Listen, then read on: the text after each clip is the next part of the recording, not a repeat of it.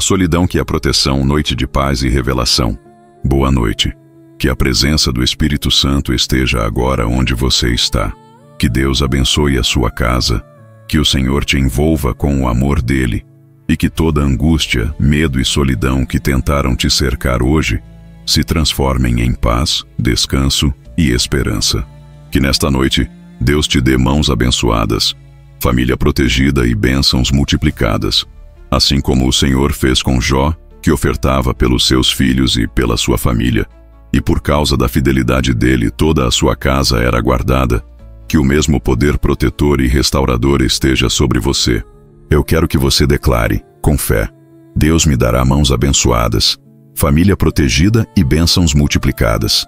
Repita isso com o coração aberto, porque quando você fala com fé, os céus se movem ao seu favor. Deus está falando com você agora. Nessa noite, Deus me colocou aqui para te entregar uma palavra específica, pessoal, direta ao seu coração.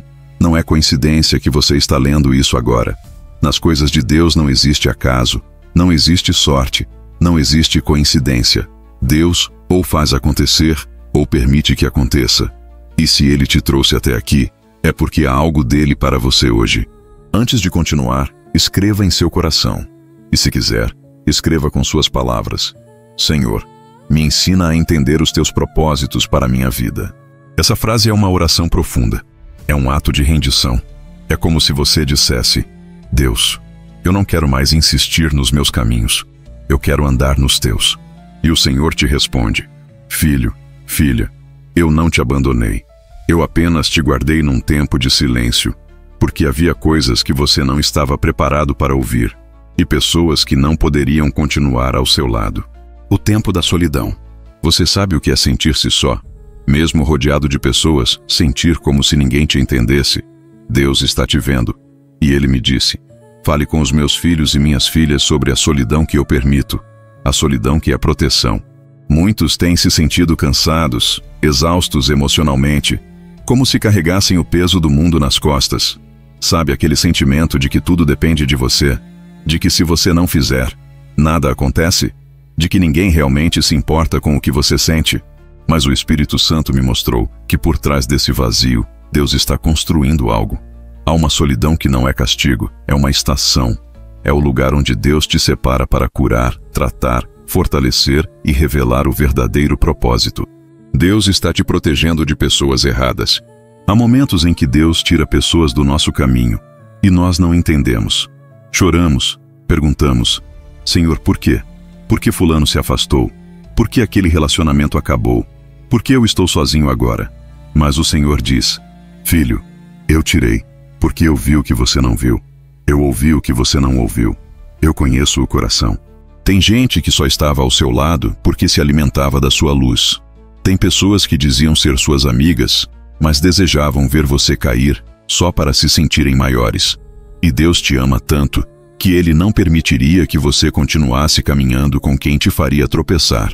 Por isso não reclame se a casa ficou mais silenciosa, se o telefone parou de tocar, se o grupo de amigos se desfez.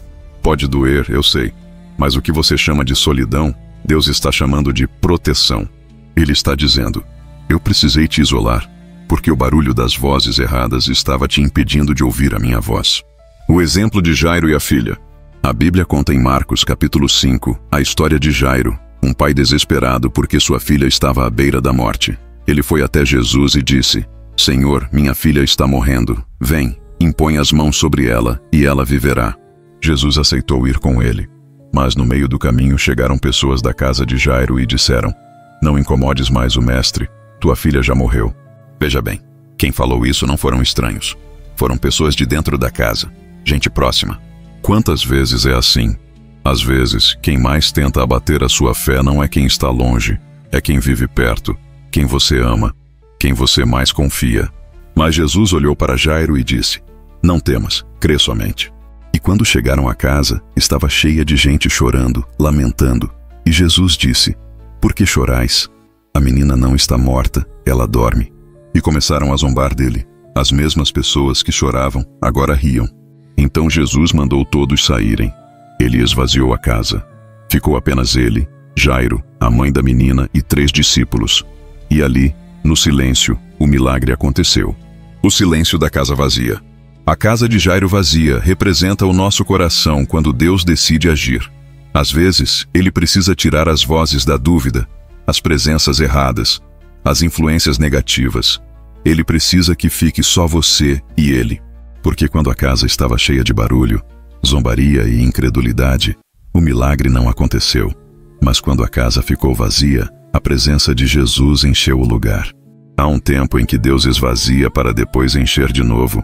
E é nesse tempo que muitos confundem a ação de Deus com abandono. Mas Ele não te abandonou. Ele apenas está preparando o ambiente do milagre. Aprendendo a ser feliz com Deus. Talvez você tenha se acostumado a depender emocionalmente de alguém.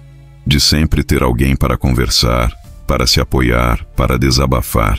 Mas agora, Deus está te ensinando a depender dEle, a ser completo nele, a se alegrar na própria presença do Senhor. Deus está te dizendo: filho, eu quero te ensinar a ser feliz comigo. Eu quero te mostrar que a minha presença preenche o que ninguém mais pode preencher. O mundo chama isso de solidão, mas o céu chama de intimidade. A voz de Deus no silêncio. É no silêncio que Deus fala mais alto. Não é no barulho das multidões, nem nas opiniões alheias.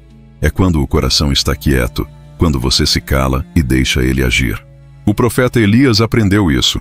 Ele procurou Deus no vento, no terremoto, no fogo. Mas o Senhor não estava em nenhum deles. Deus veio numa voz mansa e suave. Talvez seja por isso que você está sozinho agora. Porque se houvesse gente demais ao redor, você não ouviria essa voz mansa dizendo: eu estou contigo. Eu te escolhi. Eu te protegi. Declaração profética. Declare isso agora com fé. Senhor, obrigado porque o que eu chamo de solidão, o Senhor chama de proteção. Eu confio no teu tempo, eu confio no teu cuidado, eu confio no teu silêncio. Deus está trabalhando nos bastidores da sua vida. Enquanto você pensa que está esquecido, Ele está organizando o cenário do seu recomeço. O mesmo Deus que fez Jairo ver a filha levantar, vai te fazer ver algo que parecia morto ressuscitar. A alegria vai voltar, a esperança vai florescer, e você vai testemunhar dizendo: agora eu entendo. Deus me protegeu quando eu pensei que Ele tinha me deixado. Quando Deus tira pessoas, Ele está limpando o caminho. Há momentos na vida em que parece que tudo ao nosso redor muda. Pessoas se afastam, conversas esfriam, relacionamentos terminam, e a gente fica com aquela sensação estranha. Será que eu fiz algo errado? Mas Deus me disse algo muito profundo sobre isso. Nem todo afastamento é rejeição. Às vezes, é libertação. Quando Deus começa a agir, Ele não explica, Ele separa. E o que parece ser solidão, muitas vezes, é o processo da seleção divina. Deus está filtrando quem pode caminhar com você nos próximos capítulos da sua história. Nem todo mundo que começou contigo está preparado para ver o que Deus vai fazer através de você. Há bênçãos que só podem ser liberadas quando certos laços são desfeitos. A seleção espiritual de Deus. Lembra de Gideão e seus 32 mil homens? Deus disse: Gideão é gente demais. Eu não posso entregar a vitória nas tuas mãos com essa multidão. E Deus começou a filtrar. Primeiro saíram os medrosos, depois os distraídos. No final ficaram apenas 300. O exército foi reduzido, mas a presença de Deus permaneceu. Assim é com você. Talvez antes havia muita gente ao seu redor. Hoje só restam poucos, ou talvez nenhum. Mas não se preocupe. Deus nunca precisa de multidões para operar um milagre. Ele só precisa de corações dispostos. O que você chama de perda, Deus chama de poda. Jesus disse em João 15: todo ramo que dá fruto, o Pai o limpa, para que produza mais fruto ainda. A poda dói. A poda é o processo em que Deus corta o que parece estar crescendo bem, mas que na verdade está roubando a força da raiz. A poda é silenciosa, e quem olha de fora não entende. Mas quem confia sabe. Depois da poda, vem o crescimento. Talvez Deus tenha podado amizades, relacionamentos, negócios, oportunidades. Mas Ele fez isso para que você cresça de forma saudável, livre daquilo que te drenava. O que você chama de perdi, Deus chama de eu limpei o teu caminho. Quando a amizade vira armadilha. Nem toda pessoa que te chama de amigo deseja o teu bem. Nem todo abraço é sincero. Nem toda risada é alegria verdadeira. Jesus tinha 12 discípulos, mas no meio dos 12 havia um que o beijou para entregá-lo. O beijo de Judas é o símbolo da falsidade disfarçada de afeto. Quantas vezes você também não foi ferido por alguém que dizia te amar? Quantas vezes alguém te traiu com palavras doces e gestos gentis? Mas o Senhor te diz hoje: não se culpe. Não foi fraqueza tua, foi livramento meu. Deus viu o que você não viu. Por isso não chore por quem saiu. Agradeça, porque se ficasse te impediria de crescer. A solidão de Jesus. O próprio Jesus passou por esse processo.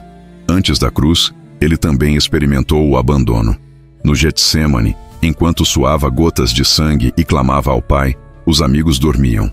Os discípulos que diziam, nunca te deixarei, estavam longe. Jesus passou pela solidão, não porque o Pai o rejeitou, mas porque era o momento de cumprir o propósito. Existem batalhas que são travadas sozinhas, não porque Deus quer te deixar fraco, mas porque Ele quer te mostrar que a força que te sustenta não vem dos outros, vem dele. Quando o silêncio fala, o silêncio de Deus não é ausência, é estratégia.